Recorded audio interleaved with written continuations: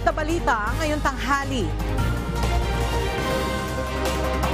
Dalawa pang hostages na hawak ng Hamas militant group, pinakawala na.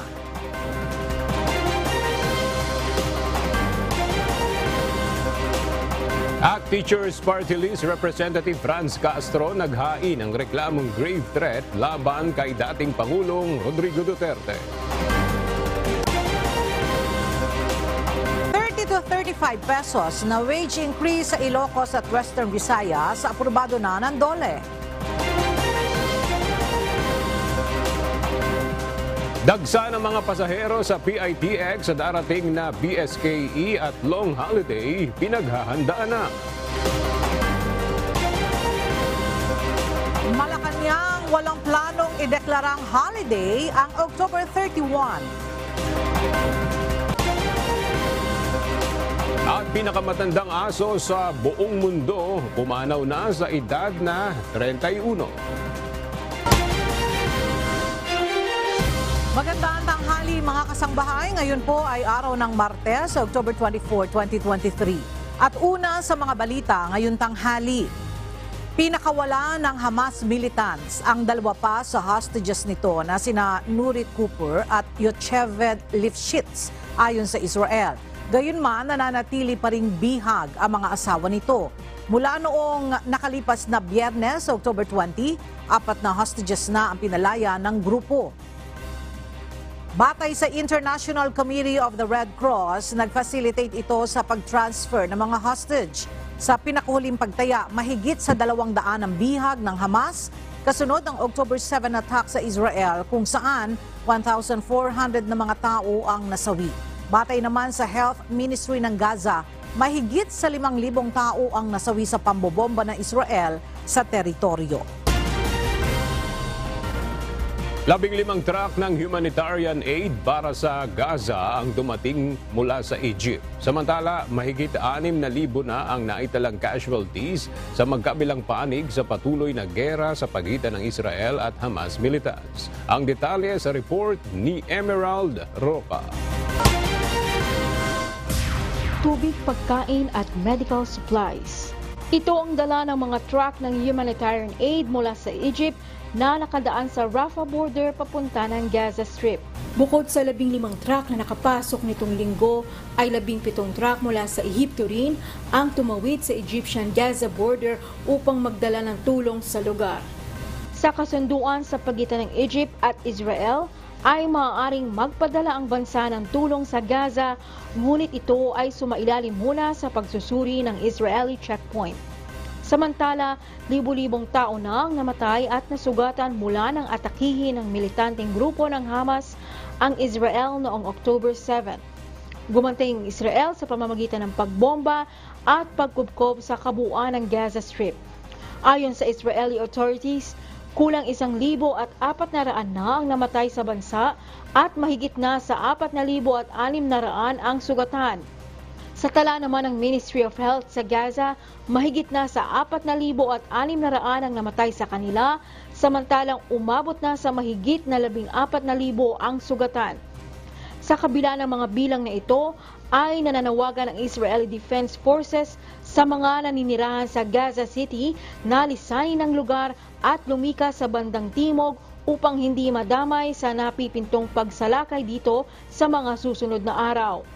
Samantala, patuloy naman ang suporta ng mga Western leaders sa Israel at sa karapatan nito na depensahan ang sarili kasabay ng panawagan na sumunod ito sa international humanitarian law, lalo na ang pag-iingat sa mga sibilyan. Emerald Roca, UNTV News and Rescue. Diyos ang aming sandigan. Serbisyo publiko ang aming pinahahalagahan. Dumating na kahapon sa bansa ang third batch ng mga repatriated overseas Filipino workers mula sa bansang Israel. Ilan sa mga ito ay ibinahagi ang kanilang bangungot na karanasan sa giyera sa pagitan ng Israel at Hamas militants. Ayon naman sa Department of Migrant Workers, 120 OFWs pa sa Israel ang nagpapasaklolo na rin para makauwi ng bansa. Narito ang report ni Gladys Tuad. Isang bangungot kung ituring ng mga umuwing overseas Filipino workers ang kanilang karanasan dahil sa gyera sa pagitan ng Israel at Palestinian militant group na Hamas. Araw-araw ay laging may kaba sa kanilang dibdib dahil sa mga naririnig nilang sirena at hindi nila alam kung saan tatama ang mga bomba. Bagaman 5 taon nang naninilbihan bilang caregiver si Gerald Caniban, ang pangyayaring ito ang hindi niya makakalimutan sa pamamalagi niya sa bansang Israel. It was an overwhelming experience kasi nangyari sa amin doon, October 7. Sobrang daming bombang pumasok. So after a few minutes, ayun na, nag-siren na yung buong Tel Aviv, nag-sirena na. So alam mo yung sound na nakakatakot. So ibig sabihin ng sound na yun, we have to go to the bomb shelter para protektahan yung sarili namin sa, kung hindi ka man matamaan ng bomba, baka pwede ka matamaan ng sharpnels galing sa bomba. So we need to hide ourselves. So from that day on, guys, tuloy-tuloy yun ay almost every day. Wala kaming peace of mind kasi kahit saang area ka ng Israel, from time to time makakarinig ka ng sirena. Ramdam niya ang takot, lalo't walang kasiguraduhang makauwi sila ng ligtas sa Pilipinas sa gitna ng nangyayaring kaguluhan. Si Teresita Malapo naman, na 8.5 years na bilang caregiver sa Israel, aniya mahirap at nabigla sila sa sitwasyon. Nervyos umano ang kanyang inabot mula sa walang tigil na gyera. Alam mo yung tenga mo, na feeling mo lagi kang may naririnig. Alam mo yung nervyos mo, wala kang nervyos dati kaso uli-at-li nag-uumpisang lumalaki yung nervyos mo. Wala kang nervyos dati pero ngayon, Diyos ko, may pinto lang na nagsara. Akala mo may sumabog na. Kasi minsan akala namin doon, may sumasabog kasi doon na walang sirena, nabibigla na lang kami may pumuputok. Ilan lamang sina Gerald at Teresita sa mga OFWs na ligtas na nauwi dito sa Pilipinas. Kabilang sila sa 3rd batch ng repatriated OFWs na dumating kahapon sa bansa. Binubuo ito ng 25 OFWs kung saan 16 ay caregivers at 9 ang hotel workers. 11 sa kanila ang tapos na ang kontrata, habang 14 ang hindi pa tapos pero pinayagan ng employer na makauwi dahil sa gulo na nangyayari ngayon. We make sure na what I would call a positive break. May positive break. Yung mga hindi finished contracts, merong positive break o sa Tagalog ay magandang paghihiwalay with their respective employers. And we have been very mindful na hindi ito abandonment ng duty situation, because ang projection natin dito, kapag humupa ang sitwasyon, may mababalikan pa sila na trabaho. Sumailalim sa physical exam at psychological evaluation ang panibagong batch ng repatriated OFWs at 2 sa kanila ang nangangailangan pa ng psychosocial intervention. Sa kasalukuyan, mahigit 120 requests na ang natanggap ng Department of Migrant Workers na nagnanais na ring makauwi sa Pilipinas na ngayon inaayos na nila. Ayon sa DMW, 650 families na ang sumangguni sa kanila para tulungan ang kanilang pamilya na nagtatrabaho sa Israel. Sa bilang na ito, 648 ang narisolba at 2 na nawawala pa rin.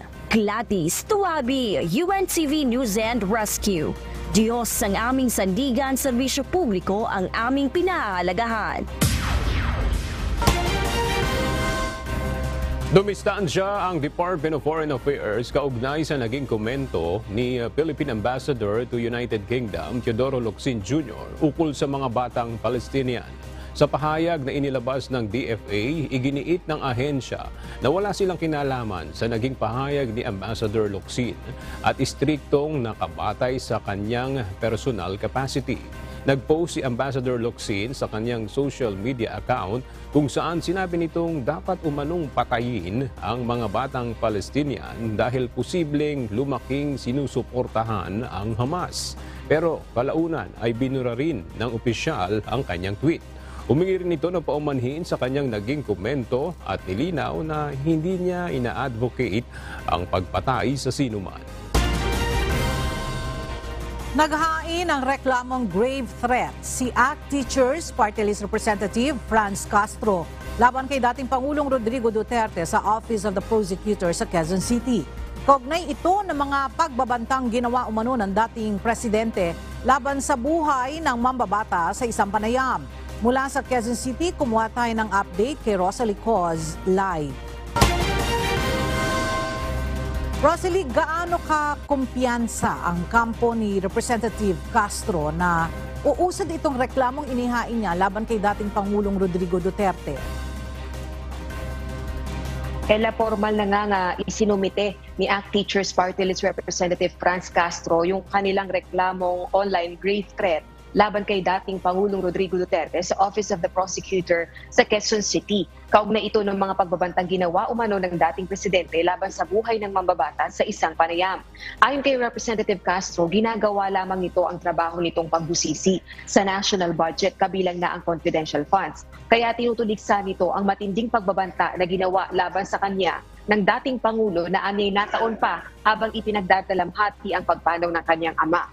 Tiwala ang Council ng Mambabatas, partikular na si Attorney Antonio Lavinia ng Movement Against Disinformation, gugulong ang kaso dahil wala ng immunity from suit ang dating punong ehekutibo. Bukod dito, iginit din ng isa pang abogado ni Representative Castro na si Attorney Rico Domingo sa pamamagitan ng reklamo masusubok ang prosecutorial at judicial system ng bansa dahil dito. Kung mapapatunayan ng reklamo, Ella, at mahahatulang guilty sa online grave threat si dating Pangulong Duterte, posible itong magmulta ng hanggang 100,000 pesos at makulong ng 6 na buwan hanggang 6 na taon. Nagpapasalamat naman si Congresswoman Castro sa mga kasamahan at sa liderato ng Kamara dahil sa alok na seguridad at suporta para sa kanya.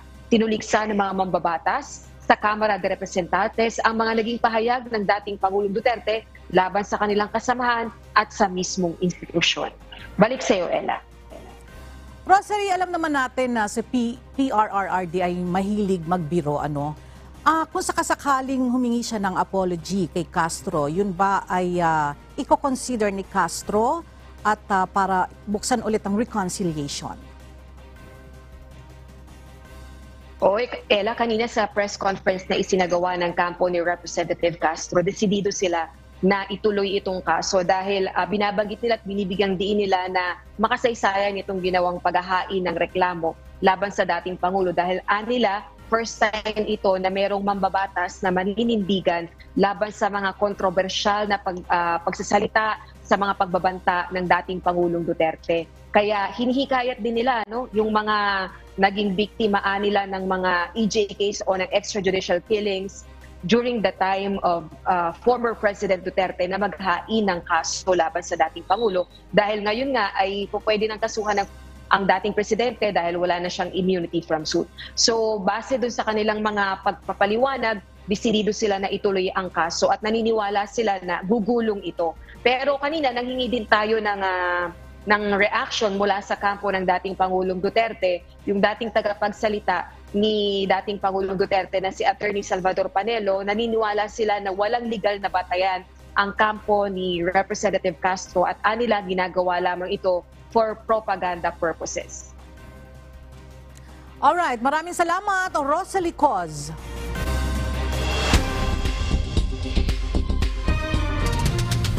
Roundup Balita. Ipinatutupad na ngayong araw ng mga kumpanya ng langis ang panibagong taas presyo sa mga produktong petrolyo. Sa anunsyo ng mga oil company, tumaas ng piso at 30 sentimo ang presyo ng kada litro ng diesel, habang 95 naman ang dagdag sa kada litro ng gasolina. Samantala, mayroon ring piso at 25 sentimo na dagdag sa presyo ng kerosene. Ang panibagong oil price hike ay bunsod pa rin ng pabago-bagong galaw sa presyo ng langis sa international market.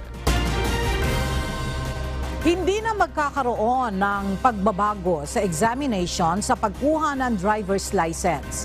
Lumabas umano sa pag-aaral ng kanilang technical working group na wala namang exam na tutukoy sa mental state ng isang tao.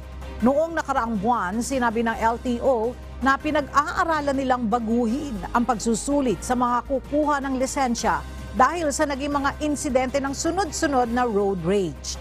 Layon sana nito na masigurong hindi mainitin ang ulo ng isang kukuha ng lisensya upang maiwasan ang away kalsada. Our discussions with the medical profession, mga medical clinics rin ho natin, wala ho talagang examination na makakasigurado na yung examination na yon ilalabas yung mental state ng ating driver, no? So ayaw naman natin pahirapan pa yung exam, no? Wala namang kasiguraduhan. So we did not push through with amending the driver's test. Nag-abiso ang Samahang Industriya ng Agrikultura na posible na namang tumaas ang presyo ng bigas sa mga susunod na araw. Ayon sa presidente ng SINAG na si Rosendo So, ang nagbabadyang taas presyo sa bigas ay bunsod ng pagtaas ng farm gate price ng palay na maaring umabot ng 27 hanggang 28 pesos ang kada kilo. Dahil dito, posible nilang umabot sa 51 pesos per kilo ang bentahan ng bigas sa mga pamilihan. Dito lamang October 11, opisyal ng binawi ni Pangulong Ferdinand Marcos Jr. ang ipinatupad na price ceiling sa bigas kasunod ng pagtaas ng supply dahil sa anihan ng palay. Inaprobahan na ng Department of Labor and Employment ang karagdagang 30 hanggang 35 pesos sa sahod ng minimum wage earners sa Ilocos at Western Visayas Region. Ayon sa DOLE, inaasahang aabot sa 287,683 minimum wage workers ang makikinabang mula sa private sector sa dalawang rehiyon at nasa 677,626 full-time wage at salary workers na kumikita higit sa minimum wage. Batay sa inaporbahan ng Regional Tripartite Wages and Productivity Board para sa Ilocos Region, magiging 435 pesos na ang arawang sahod ng non-agricultural establishment na may higit sa 10 trabahador. 402 pesos para sa non-agricultural establishment na may 10 pababa na tauhan. Magiging epektibo ito sa November 6 ngayong taon. Samantala sa Western Visayas ay magiging 480 pesos para sa non-agricultural establishments na higit sa 10 workers at 450 pesos naman kung 10 pababa. Habang 440 pesos sa mga manggagawa sa sektor ng agrikultura. Ipatutupad naman ito sa darating na November 16. Lumilipat na ngayon ng diskarte ang mga scammer. Ayon sa Department of Information and Communications Technology o DICT, malaki na ngayon ang nabawa sa mga nagpapadala ng text scam na ginagamit ang mga SIM card. Ito ay mula nang ipatupad ang SIM Registration Law. Gayunman, mga messaging application naman ang inuumpisahang gamitin ng mga scammer para makapanloko. Paalala ng DICT, huwag nang i-click ang mga kahina-hinalang link na natatanggap dahil malamang ay scam ito. These cyber threat actors are not easily discouraged. And since we have plugged the hole on the SIM cards, they have moved to a different platform. Muling tiniyak ni Pangulong Ferdinand Marcos Jr. na susuportahan ang mga programa ng Armed Forces of the Philippines lalo na sa modernisasyon nito. Ito ang binigyang diin ng Pangulo sa isang pagtitipon ng AFP Council of Sergeants Major. Mula sa Malacanang, makibalita tayo kay Nel Maribohok live. Nel, ano itong bagong pangako ng Pangulo sa hanay ng Armed Forces of the Philippines?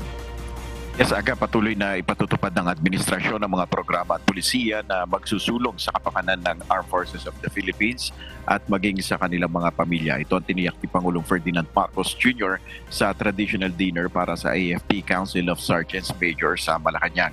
Pinaalalahanan ng Pangulo ang mga opisyal na panatilihin ang kanilang magandang gawain. Ayon sa Commander-in-Chief, hindi titigil ang pamahalaan para sa modernisasyon ng hukbong sandatahan lakas ng Pilipinas. Rest assured that we will remain steadfast in transforming and modernizing the AFP into a world-class force that is respected by its counterparts and is a source of national pride. Umaasa naman ang Pangulo sa suporta ng mga opisyal para matiyak na maging handa ang AFP sa anumang contingency sa gitna ng pabago-bagong security environment sa Pilipinas. Yan muna ang ating update. Balik sa iyo, Aga. Maraming salamat, Nel Maribohok. Ipinatawag na ng pamahalaan ng Pilipinas ang Chinese ambassador upang kausapin tungkol sa panibagong harassment na ginawa ng Chinese Coast Guard at Maritime Militia sa mga barko at supply boat na nagsasagawa ng rotation and resupply mission sa Ayungin Shoal. Sa isang pahayag na inilabas ng Chinese Embassy matapos ang pulong, iginiit ng China na teritoryo nila ang Ayungin Shoal at dapat umanong itigil ng mga barko ng Pilipinas ang panghihimasok dito. Ang detalye sa report ni Ryan Lacanlale. Isang panibagong diplomatic protest ang inihain ng Pilipinas sa China, kaugnay ng pinakabagong insidente ng harassment ng Chinese Coast Guard at Maritime Militia sa mga barko at supply boat ng Pilipinas na nakasama sa rotational and resupply mission sa Ayungin Shoal. Sa pagkakataong ito, ipinatawag na rin ng Chinese envoy na nasa bansa upang maiparating sa gobyerno ng China ang posisyon ng Pilipinas. The summoning of the Chinese ambassador is not something we do every day. Okay, we file diplomatic protests every now and then, but we don't summon the Chinese ambassador all the time. So this is also a clear message on the part of the Philippines. Pero isa sa mga kinatawan lamang ng Chinese Embassy ang humarap sa Department of Foreign Affairs. Wala umano at out of town si Chinese Ambassador to the Philippines Wang Zilian, kaya hindi ito sumipot sa patawag na meeting ng pamahalaan ng Pilipinas. Hindi nagbigay ng detalye ang DFA kung ano ang nangyari sa pinatawag na pulong. Pero sa inilabas na pahayag ng Chinese Embassy, ipinarating umano ng kanilang Deputy Chief of Mission na si Zhao Ziyong ang pagtutol ng China sa anilay panghihimasok ng Pilipinas sa karagatan ng Ayungin Shoal na kung kanilang tawagin ay Ren Ai Zhao. Giit naman ng DFA, bahagi ng teritoryo ng Pilipinas ang Ayungin Shoal at dapat itigil ng China ang pakikialam sa mga barko ng Pilipinas. Ayungin Shoal is part of our exclusive economic zone and continental shelf, and we have sovereign rights and jurisdiction over it. Therefore, as we did in the past, we intend to clearly convey our position that we have every right under UNCLOS to carry out our legitimate activities in our maritime zones, and that we do not accept any form of interference. Ryan Lacanlale, UNTV News and Rescue. Diyos ang aming sandigan, serbisyo publiko ang aming pinahahalagahan. Mariing kinundina ng pamahalaan ang patuloy na harassment ng China sa mga barko ng bansa sa West Philippine Sea. Pinakahuli ang pagharang sa resupply mission sa Ayungin Shoal na nagresulta sa banggaan ng China Coast Guard vessel at supply boat ng Pilipinas at ang pagbangga naman ng Chinese Maritime Militia vessel sa barko ng Philippine Coast Guard. Ayon kay Defense Secretary Gibo Teodoro, dapat nang kundinahin ng buong mundo ang agresibong aksyon na ito ng China. Narito ang report ni Nel Mariboho. Hindi na naitago ni Defense Secretary Gibo Teodoro ang pagkagalit sa ilang beses na pagbangga ng China Coast Guard at militia vessels sa barko at supply boats ng Pilipinas habang nagsasagawa ng panibagong rotation and resupply mission sa Ayungin Shoal. Ito ang pinakabagong insidente ng harassment ng China sa mga barko ng Pilipinas sa loob na mismo ng teritoryo ng bansa sa West Philippine Sea. Ngayon po, kailangan kundinahin ng buong mundo at ng bansa ang illegal at mapaniil na mga aksyon ng Chinese government na labag sa kahit na anong norm ng international law, kahit saan libro hanapin. Pinalalabas din kasi ng China na ang barko at supply boat ng Pilipinas ang bumangga sa kanilang mga barko. Ito ay kahit malinaw sa mga video na ginigit-git ng China Coast Guard at Maritime Militia ang mga sasakyang pandagat ng Pilipinas. We are here to really decry in the strongest possible terms this egregious violation and illegal act within the 200 nautical mile exclusive economic zone and the obfuscation of the truth by China's distorting the story to fit its own ends, and the duplicity of China in claiming to be peaceful and claiming to be friendly while resorting to these aggressive acts. Ayon sa kalihim, itinuturing ni Pangulong Ferdinand Marcos Jr. na seryosong usapin ito kaya agad na nagpatawag ang Pangulo ng Command Conference ng lahat ng security authorities. Para sa Defense Chief, maliwanag na labag sa international law ang ginawang harassment at delikadong pagharang na ito ng China sa resupply mission ng Pilipinas. Chinese Coast Guard and maritime militia vessels in blatant violation of international law harassed and intentionally hit Unaiza May 2 and Philippine Coast Guard vessel BRP Cabra. This occurred within the 200-mile exclusive economic zone of the Philippines, which China has no jurisdiction, authority, or right to conduct any operations. Dahil dito naku-question na rin ngayon ang tunay na posisyon ng China sa binubuong Code of Conduct sa South China Sea. On this very day, there is the start of the second round of discussions on the proposed Code of Conduct, which is hosted by China. Whereas just yesterday, they were in blatant disregard of international law. And within our jurisdiction likewise. So, what kind of good faith can we expect from them? Target naman ng Philippine Coast Guard na mailabas ang resulta ng kanilang investigasyon sa insidente sa loob ng 5 araw.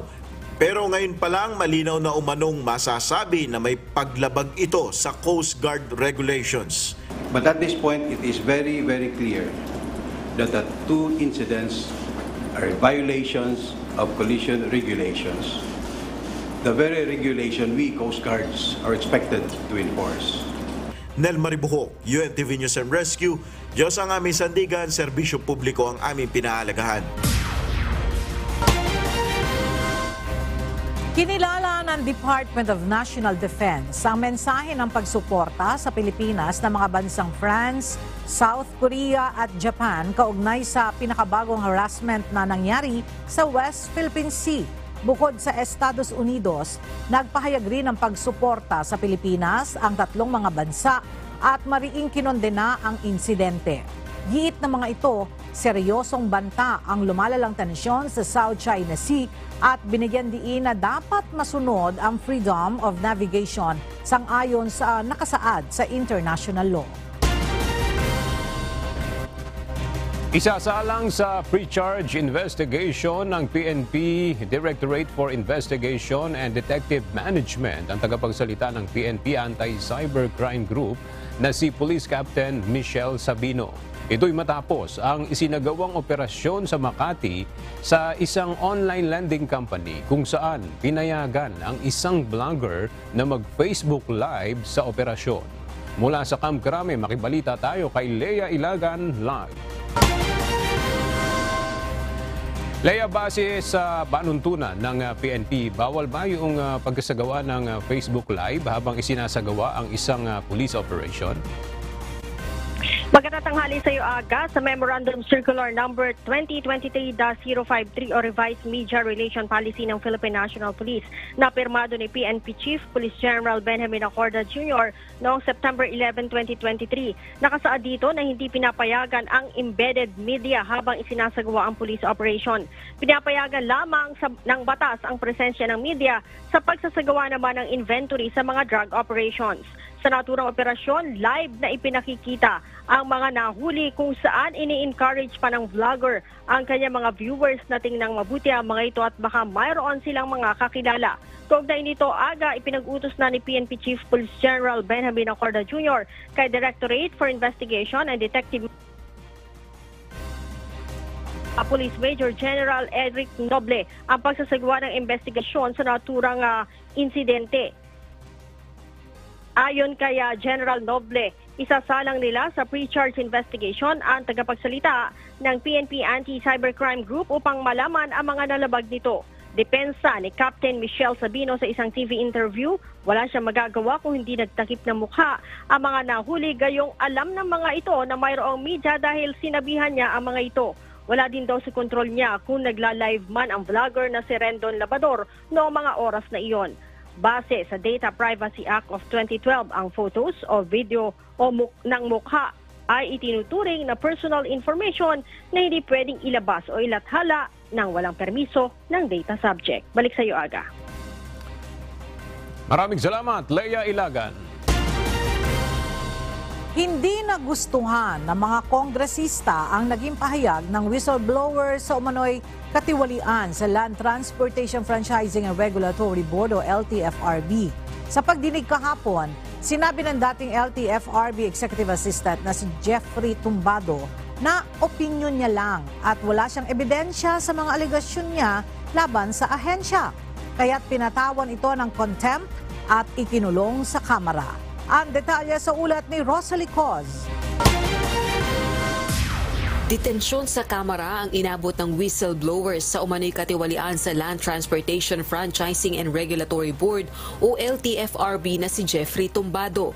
Ito ay matapos nitong sabihin sa pagdinig ng House Committee on Transportation na opinyon lang niya at wala siyang ebidensya sa mga aligasyon nito laban sa ahensya. Dating Executive Assistant ni LTFRB Chairperson Chofilo Guadis, si Tumbado na dahilan ng pagkakasuspindi nito. Ayon pa kay Tumbado, dinawit niya si Guadis dahil masama ang loob niya rito. May preba ba kayo na malaki ang korupsyon sa LTFRB? Wala, Your Honor. Opinion ko lamang po yun. Nako. Umila tayo. Boss, Umila tayo. mabigyan mo kami ng opinion nyo na wala kayong preba? Sinayang nyo oras ho ng mga kongresista? Bukod dito, inamin din ni Tumbadong gawa-gawa lang niya ang mga isinapublikong text messages kung saan nakasaad ang mga umano'y maanumalyang transaksyon sa LTFRB ni Guadis. May binabanggit na text messages na sinasabi ninyo, splices. When you say splices, would you ibig bang sabihin nun it does not exist, Mr. Tumbado? Yung binigay sa iyo na kopya ng mga text messages. Naka-flash din dito kanina. Your Honor, gawa-gawa ko lamang po yun. Muling humingi ng public apology si Tumbado dahil sa mga akusasyon laban kay suspended LTFRB Chair Guadis, Transportation Secretary Jaime Bautista at maging sa Malacanang. Gayunman, kinukonsidera pa rin ni Guadis ang pagsampa ng kaso laban kay Tumbado sa hinaharap. Unang-una ko pong gustong gawin sana ay linisin ang pangalan ko na nabahiran at ng LTFRB. And then finally po, pag-iisipan po namin kung ano yung mga kaso na pwede po natin i-file doon sa mga sumira po ng ating mga pangalan. Samantala, hindi naman isinasantabi ni Guadis ang mga akusasyon ng katiwalian sa ahensya. Sa pagdinig, kwestiyon din ng mga mambabatas ang mga reklamo ng red tape laban sa LTFRB. Mr. Chairman, pwede po bang malaman kung naniniwala kayo na ang mga nasa baba ninyo ang humihingi para po mapirmahan ninyo sa taas ang provisional authority o ang prangkisa na pinaprocess po sa inyong tanggapan? That could be a possibility po, Mr. Chairman. Kasi po, when you transact, everybody's exposed to the public. There is the possibility po na pwede pong magkaroon ng usapan na ganyan. Rosalie Coz, UNTV News and Rescue. Diyos ang aming sandigan, serbisyo publiko ang aming pinahahalagahan. Kasama na ang bayan ng Libon sa Albay sa isinailalim sa Comelec Control kaugnay ng idaraos na barangay at sangguniang kabataan elections o BSKE. Muli namang binigyang diin ng Commission on Elections o Comelec ang proteksyon ng mga guro na magsisilbi sa parating na halalan. Narito ang report ni Dante Amento. Nasa buong kontrol ngayon ng Commission on Elections o COMELEC ang bayan ng Libon sa probinsya ng Albay. Isinailalim sa COMELEC Control ang Libon kaugnay ng isa sa gawang barangay at sangguniang kabataan elections o BSKE sa Lunes, October 30. Kamakailan kasi ilang opisyal ng barangay doon ang pinatay. Batay sa rules ng COMELEC, kabilang sa dahilan ng COMELEC Control ay may istorya ng matinding labanan sa politika. Samantala, handa na ang lahat para sa isasagawang halalan. Ayon kay COMELEC Chairman George Erwin Garcia, lahat ng election paraphernalia ay naihatid na sa mga probinsya. Handang-handa na po inyong Commission on Elections, ang AFP, PNP, Coast Guard, ang DepEd at lahat po ng mga partner agencies natin. Wala na pong duda, iilang araw na lang ang aming pong kahandaan ay naando na. Idineploy na rin ang mga otoridad at guro na magsisilbi sa halalan na nasa 830,000. Samantala, muli namang binigyang diin ng COMELEC na dapat maproteksyonan ang mga guro na magsisilbi sa halalan. Kasama na rito ang iba pang mga tauhan ng COMELEC at butante. Itong mga bayani ng bagong demokrasya, ng ating demokrasya ay dapat nating poprotektahan. Lalong-lalo na po ang ating mga guro. Kung wala po sila, napakahirap isagawa ang isang halalan. Sinabi naman ng Philippine National Police, sa ngayon wala pa namang naiulat na seryosong banta sa seguridad sa parating na halalan. Wala namang nabago. That's why yung deployment natin ng personnel. Likewise, we are coordinating with the AFP na for the deployment of additional forces sa BARM. Everything is ready. Dante Amento, UNTV, News and Rescue. Diyos ang aming sandigan, serbisyo publiko ang aming pinahahalagahan. Muling nagsagawa ng Operation Baklas ang Commission on Elections sa mga illegal campaign material o poster. Samantala, nadagdagan pa ang mga naitalang karahasan kaugnay ng papalapit na barangay at SK elections. Mula sa Maynila, makibalita tayo kay Dante Amento live. Dante, marami pa rin bang nabaklas na mga illegal campaign poster ang COMELEC sa kanilang operasyon ngayon dyan sa Maynila? Ella, kanina sa pagsagawa o pagsagawa ng Commission on Elections o COMELEC ng kanilang Oplan Baklas, ay hindi na gaanong marami, Ella, yung mga nakuha nilang mga illegal na campaign material dahil batay sa observation natin at ayon na rin sa ilang mga tauhan ng COMELEC, parang natuto na yung ating mga kababayan na baklasin ng kusa yung kanilang mga campaign material na illegal, na wala sa lugar, wala sa common poster area na itinakda ng Commission on Elections. At kaugnay nga niyan, Ella, kanina ay muling nagsagawa ng Operation Baklas ang COMELEC sa pangunguna mismo ni Commission on Elections Chairman George Erwin Garcia. Sa pagkakataong ito, Ella, diyan naman sa 2 barangay sa Pasay City. Karamihan ay nasa mga kawad ng kuryente ang mga campaign material o nakitang mga paglabag. Sa ngayon ay mahigit 700 na, Ella, yung mga naisyuhan ng show cause order ng COMELEC dahil sa illegal na pangangampanya. Kabilang na nga dyan yung mga illegal na campaign material. 5 yung nakita nilang sa inisyal ay maaaring sampahan ng disqualification cases. Inaasahan na muling magsasagawa ng Oplan Baklas ang komisyon sa 27 o 3 araw bago ang halalan. Ang mga lalabag sa campaigning rules ng COMELEC ay sasampahan ng disqualification cases. Kaugnay niyan, Ella, inaasahan na ilalabas bukas ng hapon yung resolusyon para suspindihin ang proklamasyon ng mga mananalong kandidato sa barangay at SK elections na mayroon pang pending o itong may mga nakabinbin pang kaso sa COMELEC. Partikular na ng disqualification case bunsod ng premature o maagang pangangampanya, illegal campaigning at mayroon ding vote buying. Ayon kay Chairman Garcia, sa pamamagitan nito, bukod sa hindi nga sila mapoproklama, Ella, ay hindi rin sila makakaupo sa pwesto at hindi rin mawawala ang jurisdiksyon sa kanila ng komisyon. Para po mapigilan yung magagamit yung sasabihin nila ay boto na sila, kinakailangan mapahinto yung kanilang proclamation at yan po maaaring ilabas namin bukas ng hapon. Samantala, Ella, umabot na nga sa 22 ang naitalang election guidance kaugnay ng paparating na eleksyon. 3 yung kasalukuyang pang biniberipika, Ella. Ito yung pinakahuling nangyari kagabi dyan sa lungsod ng Cotabato sa Mindanao Region, kung saan mayroong mga 5 individual ang nagiging biktima. 3 yung naiulat na dead on arrival, kabilang yung, hindi tayo nagkakamali, Ella, 2 yung barangay councilor candidate ang napatay dyan sa Cotabato City. At yun namang mga suspect ay 12. Nahuli yung 12 mga suspect, kung saan ang isang suspect ay barangay o tumatakbong barangay chairman sa nasabing lugar dyan sa Cotabato City. Yan ang ating update mula dito sa Maynila. Balik sa iyo, Ella. Dante, hanggang kailan nga ang pangangampanya na matatapos? Yes, Ella, ang pangangampanya ay tatagal lamang ito ng 28 nitong buwan. Ito ay 2 araw, Ella. bago ang isasagawang eleksyon natin sa darating na Monday. Ella.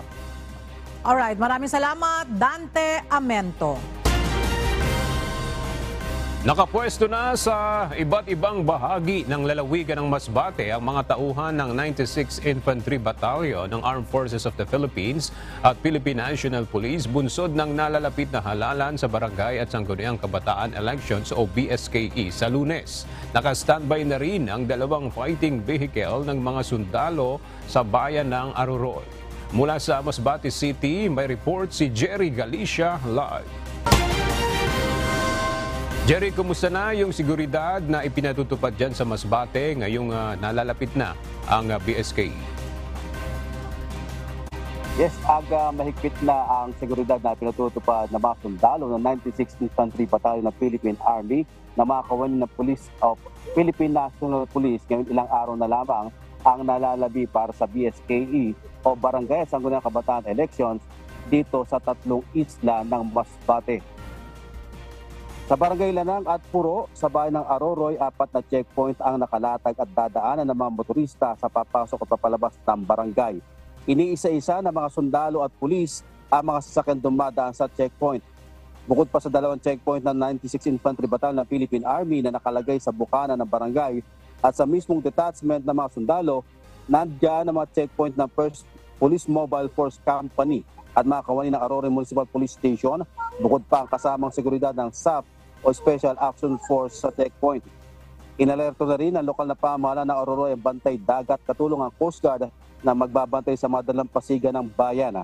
Ayon sa LGU Aroroy, bahagi ito ng resolusyon na pinadala kay COMELEC Chairman Erwin Garcia para i-request ang karagdagang puwersa ng gobyerno sa lugar. Another resolution gawa kami address to the COMELEC, a resolution requesting for the additional security forces for the armed forces of the Philippines for the election during 2023 barangay and sangguniang kabataan election in the municipality of Aroroy. Parang 2 platoon ang dinagdag nila at saka mayroon sila ng armored vehicle na dinagdag para makita ng tao na talagang sincere sila dun sa peaceful election. Kaya may 2 armored fighting vehicle na naka-standby at ipapatrolya sa barangay ng Lanang at Puro. Ayon pa sa LGU Aroroy, may nahuli kamakailan na 2 guns na may barila ang mga tanod ng barangay. May nakarating ding ulat sa PNP na may nakuwang granada sa isinagawang search warrant sa bahay ng isang nagngangalang alias Jerome sa barangay Bagauma sa Aroroy. Sa Masbate City, magdamag na ang ginagawang checkpoint ng mga pulis sa barangay Maingaran sa ikadarakip ng suspect sa nangyaring pamamaril linggo ng hapon. Yan ang balita mula dito sa Masbate. Balik sa iyo, Aga. Maraming salamat, Jerry Galicia.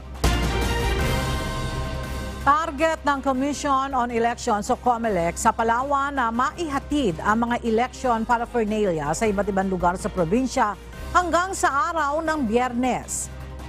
Sa ngayon ay dumating na sa probinsya ang lahat ng gagamitin para sa eleksyon sa Lunes. Mula sa Puerto Princesa City sa Palawan, makibalita tayo kay Andy Pagayona live. Andy, kumusta naman ang seguridad sa paghahatid ng mga balota dyan sa Palawan? Magandang tanghali sa iyo, Ella. Kasama na rin niya sa pagbabantay sa gagawing paghahatid ng mga balota itong mga tauhan ng Armed Forces of the Philippines, Philippine National Police at mga tauhan ng Philippine Coast Guard para masigurong makararating ng maayos itong mga election paraphernalia.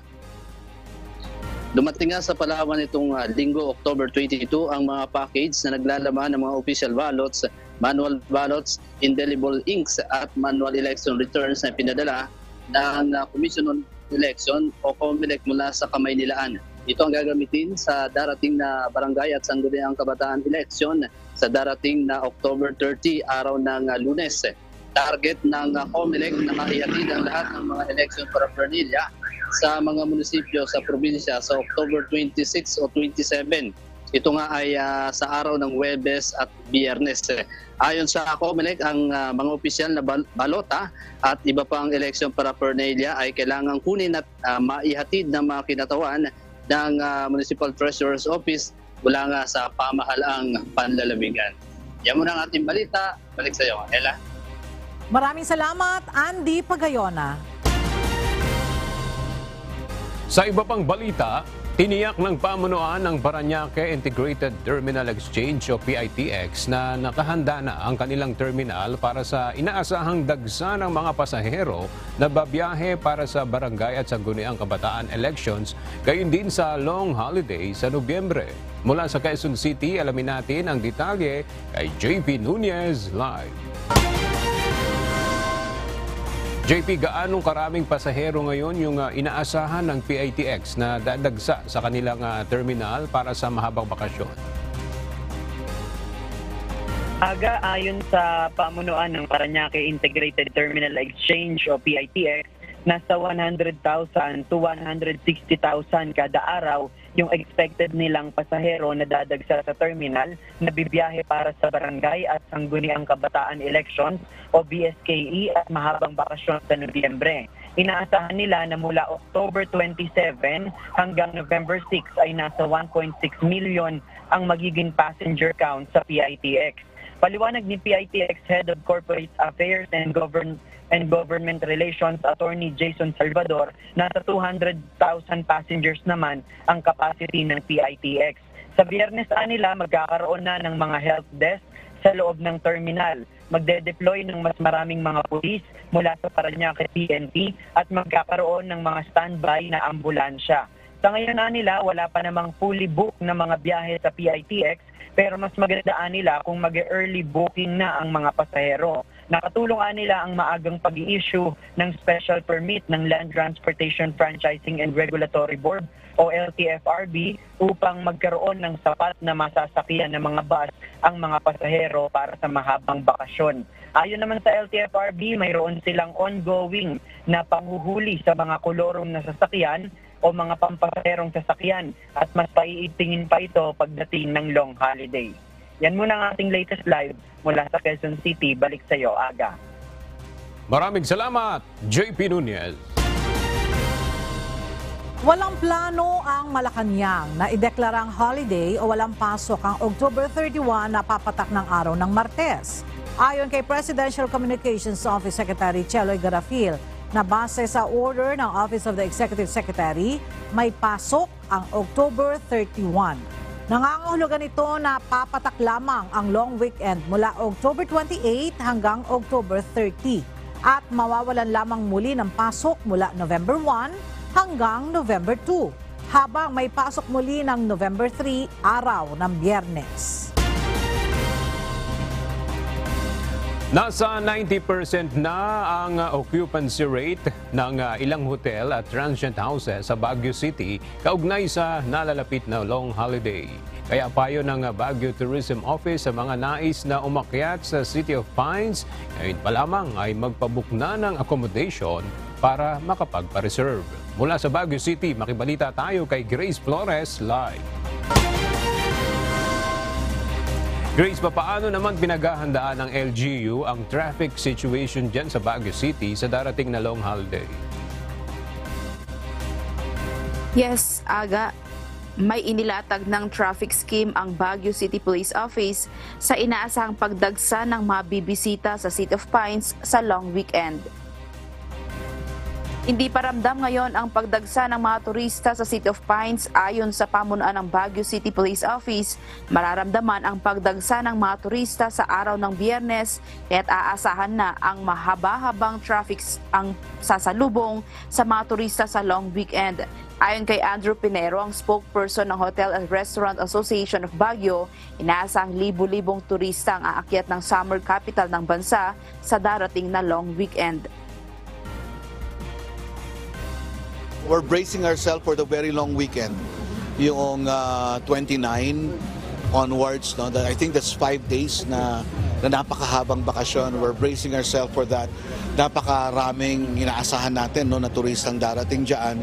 So masaya, no? Yung mga accommodation establishments natin, not just the hotels but even yung mga homestay natin, yung mga transient housing. Nagbabala naman ang pamunuan ng HRAB na mag-iingat sa pakikipag-transact online sa pag-book ng kanilang accommodations dahil sa dami ng mga scammer online. Taon-taon aabot sa 3.5 milyon na turista ang tinatayang bumibisita sa lungsod ayon sa Baguio Tourism Office. Subalit nasa 1.5 milyon lamang ang opisyal na kanilang naitatala. Karamihan dito ay mga repeat visitors na bumabalik sa syudad upang muling makita ang magagandang tanawin sa lungsod, maliban pa dito ang malamig na klima lalo na ngayong Burr months. Hindi nawawala sa bucket list ng mga turista ang pamamasyal sa City of Pines dahil sa magagandang tanawin at malamig na temperatura, na ito ang sinasamantala ng mga accommodation scammers dahil sa inaasang pagdagsa ng mga magbabakasyon sa summer capital ng bansa. Ayon sa Hotel and Restaurant Association of Baguio, nasa 90% na ang occupancy rate ng mga hotel accommodations sa lungsod at inaasahang fully booked na sa Huwebes hanggang Sabado. Ngunit bago magbayad ng reservation fee o down payment sa tutuluyan, ay maiging tiyaking lihitimo ang transient o inns na tutuluyan. Warning lang, no? They have to make sure that the people they're dealing with are legitimate. Kasi nakakaiyak yung nagbayad ka, tapos pagdating mo wala kang matulugan, di ba? So they could have a list of all this with the Baguio Tourism Council. Sa City Tourism Office, they have a list of all the accredited and known registered transient houses. Samantala, ilan sa mga dapat tandaan sa pamamasyal sa Baguio ay ang disiplina sa basura. Huwag iiwan o itatapon ito kung saan-saan. Bawal rin ang paninigarilyo sa public places. Mahalaga rin na sumunod sa mga parking ordinances. Pagtitipid ng konsumo sa tubig at kuryente habang nasa mga accommodation establishments.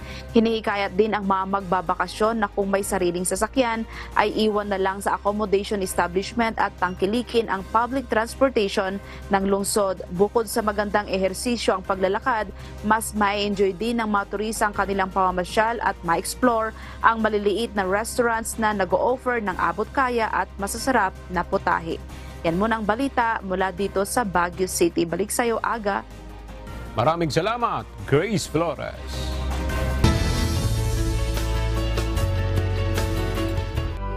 Pumanaw na ang naitalang pinakamatandang aso ng Guinness World Record. Ang guard dog na si Bobby na mula sa Conqueres Village ng bansang Portugal ay namatay sa edad na 31 years old. Idineklara na world's oldest dog si Bobby nitong Pebrero at nagdiwang pa ng kanyang kaarawan noong May 11 kung saan dinaluhan ng mahigit 100 bisita.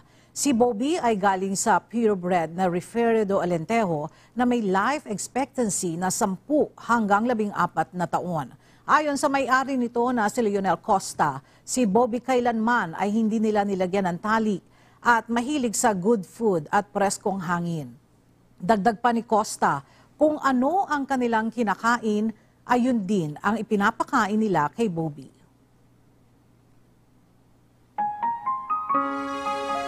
At sa ating pong iiwang mga salita ng Diyos, ating sandigan mula sa aklat ng Isaias, Kapitulo 65, versikulo 24 na nagsasabi, "At mangyayari na bago sila magsitawag, sasagot ako, at samantalang sila'y nagagsasalita, aking didinggin." At yan ang mga balitang aming tinutukan at inaksyonan dahil sa aming pagbabalita, una ang pagkalinga sa kapwa. UNTV News, may balita saan mang panig ng daigdig. At dito sa UNTV, Diyos ang aming sandigan, serbisyo publiko ang aming pinahahalagahan. Mga